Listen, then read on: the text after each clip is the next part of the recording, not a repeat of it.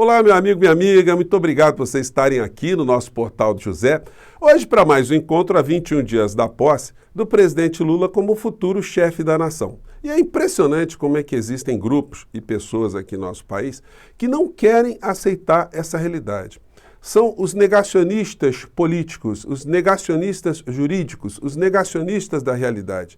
Essas pessoas, elas já têm ao longo desses quase 4 anos de desgoverno Bolsonaro sofrido algumas decepções, mas é impressionante, quando a coisa se transforma numa seita, não adianta nem o próprio líder da seita dizer uma coisa que eles vão ficar ali com algum tipo de desconfiança, porque as crenças foram aprofundadas de uma tal forma que elas não conseguem mais dar o braço a torcer.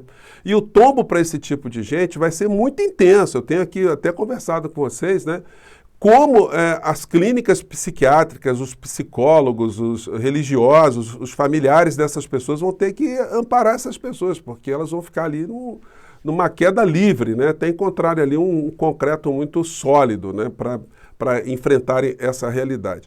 Pois bem, outras coisas estão acontecendo ao lado das nossas situações do cotidiano, como a Copa do Mundo, né, que a gente ficou triste, a gente ficou frustrado ali com o desempenho da nossa seleção, que foi eliminada pela Croácia, mas o futebol é uma metáfora da vida. Agora a gente fica, de um certo modo, mais tranquilo também, né? Passou, viramos a página, daqui a 4 anos teremos outra Copa do Mundo, e agora a gente só fica a torcer pelas seleções com quem a gente tem algum tipo de simpatia, pelos povos que a gente tem algum tipo de simpatia, para os atletas que a gente gosta, né, que a gente admira, enfim. E vamos assistir também a alegria dos povos que se derem bem na Copa do Mundo e a tristeza de quem não se der bem, como nós ontem, né? Então faz parte da vida, a vida que segue, e a nossa vida concreta aqui, ela está cheia de emoções também. São sobre essas situações que eu quero conversar com vocês, porque apareceu a Margarida. Pois bem, se você está chegando agora no nosso portal, quero convidar você a se inscrever, você que é muito bem-vindo, conheça os nossos outros vídeos, compartilhe, dê seu joinha, mande seu comentário para cá, porque são formas de você atuar politicamente também, você interagir com outras pessoas, enfim, e tomar conhecimento de algumas situações que os grandes veículos de comunicação não transmitem para a gente. Se você gostar, participe também dos nossos chats, que eu abro todos os dias aqui entre 5 horas, 5 e meia, e se inscreva também no nosso clube de membros, que é uma forma adicional de você ficar mais engajado aqui no nosso espaço, tá bom? Então vamos seguir em frente. Gente, ontem eu estava, quando eu fiz o programa aqui com vocês, num horário diferente, né, bem mais tarde, muitas pessoas começaram a entrar no nosso chat e informar que o Bolsonaro tinha aparecido depois de 40 dias. E perguntaram minha opinião. Só que eu não tinha visto, né, nada do Bolsonaro. Eu estava ainda assistindo, acabando de assistir o jogo da Argentina contra a Holanda, que foi emocionante, foi muito bacana, né, aquele jogo do ponto de vista futebolístico, foi muito legal. Enfim, e eu não soube disso. Aí depois eu fui ver em detalhes, né, o que o Bolsonaro tinha dito, o que a gente poderia compreender daquela fala, como as pessoas que seguem Bolsonaro interpretariam aquelas falas, enfim. Então, hoje eu quero conversar com vocês sobre essas histórias. Mas a primeira coisa que me veio à cabeça foi uma marchinha de carnaval de 1968, de Paulo Celestino. A marchinha se chama Apareceu a Margarida. Você já deve ter ouvido muitas vezes essa melodia, né? Apareceu a Margarida, olê, olê, olá. Só que muita gente muda essa melodia, então conta a história da Margarida, que foi no festival para se desfolhar, né? E etc, etc, etc. Então me lembrou um pouco isso.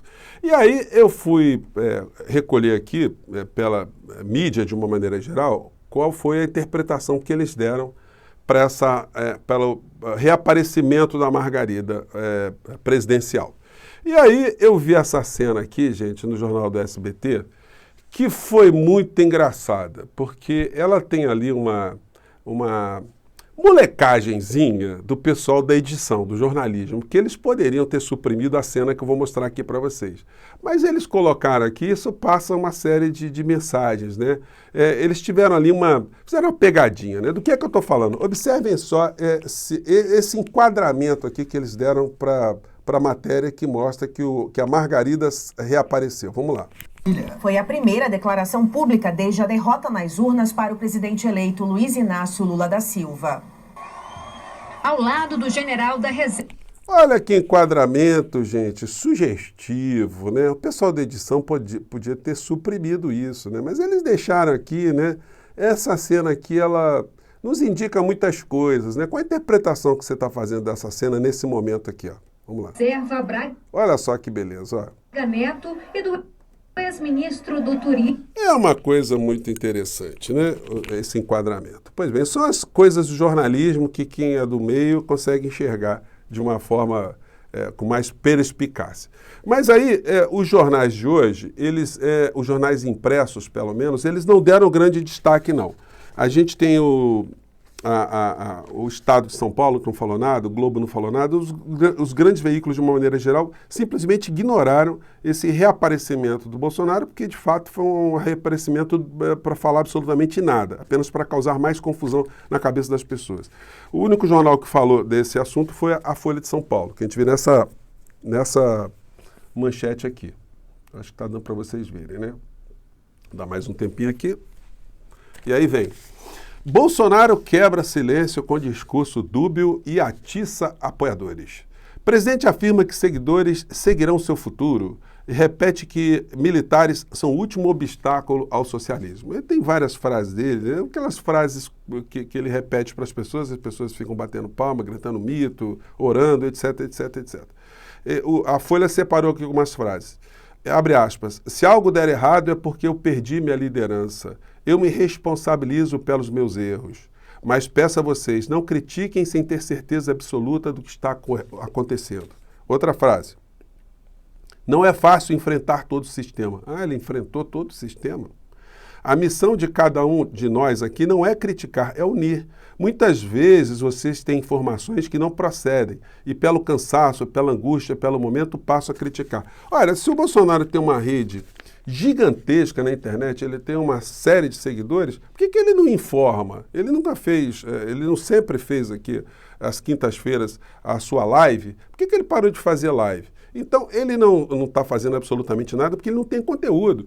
E sem nenhum tipo de ataque pessoal, o registro que a gente tem que fazer é o seguinte, o Bolsonaro passou a vida dele toda se emburrecendo. Ele nunca estudou absolutamente nada. Ele nunca leu biografia de ninguém. Ele não cita livro nenhum, ele não cita filme nenhum, ele não cita peça de teatro nenhum. É uma pessoa totalmente vazia do ponto de vista do conhecimento teórico da política, das estratégias políticas, estratégias militares, de qualquer tipo de personagem que já aconteceu, que já existiu no mundo, que teve uma direção política, teve uma meta, teve uma ideologia. Ele não tem absolutamente nada. Ele ficou ensimesmado durante a vida dele inteira, dentro do gabinete, sendo ali um político do resto da política, sobrevivendo apenas dentro de um nicho para ganhar dinheiro, para fazer da política um meio de vida para ele e para os filhos, para enriquecer-se, né, dentro dos gabinetes, ou com dinheiro de gabinete. E, de repente, ele vira presidente da República. Sem estrutura nenhuma, ele ficou ali sujeito a palpites de pessoas que estão ao seu redor. E uma pessoa sem conteúdo, sendo influenciada ainda por pessoas inescrupulosas, vigaristas, aí fica um negócio muito mais complicado. Ele passou a acreditar em pastores, em situações bíblicas, situações mediúnicas, enfim. E aí a cabeça dessa pessoa fica extremamente perturbada. E agora, quando ele vê a realidade das grades se apresentando na sua frente, a coisa fica muito mais complicada. Agora, o tombo que os seus seguidores terão será um negócio muito complicado. O futuro ministro de Lula, da Casa Civil, Rui Costa, ex-governador da Bahia, nessa matéria aqui, ele faz um comentário. Diz ele: bravatas não vão tirar o povo brasileiro desse caminho. Exemplos de quem não quer abraçar a democracia no mundo inteiro não progrediram, como o exemplo da última tentativa aqui na América do Sul. Evidentemente, ele está se referindo ao Pedro Castilho Lamperoux, que foi fazer uma bravata e aí, quando viu, não tinha nada para segurá-lo e ele quebrou a cara. O Bolsonaro está percebendo isso. Ele não tem unidade em campo nenhum dentro das Forças Armadas, as bravatas dele já estão totalmente destruídas, porque a realidade não combina com o discurso dele. Isso vai fazer, como eu tenho dito para vocês, apenas causar, né, uma grande frustração e decepção nas pessoas remanescentes. Isso politicamente para ele vai ser muito ruim. E o governo que se apresenta vai desfazer muitas coisas, né, que vão desnudar as coisas que foram feitas e desfeitas no governo Bolsonaro. Aliás, mais tarde eu vou falar só sobre essas questões, sobre os novos ministros, a nova estrutura que está se desenhando, o que a gente pode esperar, concretamente qual é o cenário dentro da realidade que a gente pode aguardar para o início do governo de Lula. Pois bem, e ainda dentro desse universo, dos fomentadores e intérpretes das falas ambíguas de Bolsonaro, eu peguei aqui um vídeo de uma entrevista que o Paulo Figueiredo, neto do último ditador aqui no Brasil, João Figueiredo, a entrevista que ele fez com o Flávio Bolsonaro. E aí ele, como ele está fora do Brasil, ele pode ser irresponsável ao extremo, né? De ficar o tempo todo induzindo os trouxas, que a gente só pode chamar assim, né? Os canjicas que estão ali na frente dos quartéis, a permanecerem em vigília permanente ali. Pois bem, aí ele manifestou na entrevista com o Flávio Bolsonaro esse pensamento aqui. Mas na nossa posição, senador, se o presidente Bolsonaro não fizer nada, não há salvação para o Brasil. Por isso, nesse momento, eu ilustrei aqui que o presidente, com o silêncio dele, está perdendo apoio político, e é inegável, basta ver os movimentos que estão acontecendo na Câmara e no Senado, está perdendo apoio popular, isso tem ficado transmitido nas enquetes das pessoas impacientes com o silêncio do presidente, e a desmobilização de alguns manifestantes que parecem que não estão sendo ouvidos, e, ao mesmo tempo, mostra falta de liderança como comandante das forças. Então, a minha pergunta é, se o presidente Bolsonaro não fizer nada, o que vai acontecer com o Brasil? Ô Paulo, quando eu falo confio no presidente, confio no capitão, aguarde o capitão... Bom, vou poupar vocês dessa fala do Flávio, mas vou colocar na descrição desse vídeo, se você quiser assistir, né? De fato, ele acaba não respondendo. Ele fala, olha, eu não sei o que está passando na cabeça do Bolsonaro. O próprio filho não sabe o que está passando na cabeça do pai. Mas qualquer intérprete da realidade brasileira pode deduzir o que está passando na cabeça do Bolsonaro. E aí, gente, é aquele fenômeno que eu já conversei com vocês, né? Muitas pessoas seguem o Bolsonaro por estarem fazendo interpretações das suas falas, do seu comportamento. E a melhor situação que pode ilustrar essa situação que está acontecendo na realidade é uma ficção, é o filme Forrest Gump. Eu separei essa cena aqui, eu não posso colocar para vocês em função dos direitos autorais, mas o Forrest Gump é um personagem desse filme que sai correndo, enfim, para extravasar de alguma maneira o que estava acontecendo com ele. Ele não sabia, não conseguia ficar parado, ao invés de ficar na frente de um quartel, ele sai correndo, né? E aí as pessoas foram vendo essa corrida dele. Nessa cena aqui, um rapaz viu pela televisão, porque já estava virando notícia, né? E falou, olha, eu estou vendo o senhor correndo, eu fiquei muito tempo aguardando esse tipo de comportamento, eu vou segui-lo por onde o senhor for. E aí ele começa a ter esse comportamento, e aí muitas pessoas começam a correr atrás também, começam a ir junto com o Forrest Gump. E aí vão se dando muitas situações hilárias pelo decorrer, né, dessa cena, até que tem a cena final dessa parte do filme aqui, onde ele está no deserto, correndo mais uma vez, com as pessoas correndo atrás dele, e de repente a câmera vai fechando, né? E ele para, ele dá uma parada, as pessoas param também, né? Os seus seguidores, ele olha para os seus seguidores, os seguidores olham para ele, e alguém fala assim, olha, fiquem calados agora que ele vai dizer alguma coisa. Apareceu a Margarida vai falar. E aí ele diz o seguinte, estou cansado, vou voltar para casa. E aí ele vai voltando, e aí as pessoas ficam super decepcionadas, ficam sem saber o que vão fazer. Ele vai passando no meio das pessoas ali, e aí alguém pergunta para ele assim, e agora? O que nós vamos fazer? E ele simplesmente não fala nada e vai embora. E as pessoas ficam plantadas ali. O filme não dá continuidade ao que aconteceu com essas pessoas, mas provavelmente você imagina um grupo de pessoas dentro dessa ficção, no meio do deserto, que estavam seguindo uma situação ilusória, e de repente essa situação acaba, essa situação some. O que essas pessoas fazem ali no meio do deserto? Qual é o destino dessas pessoas?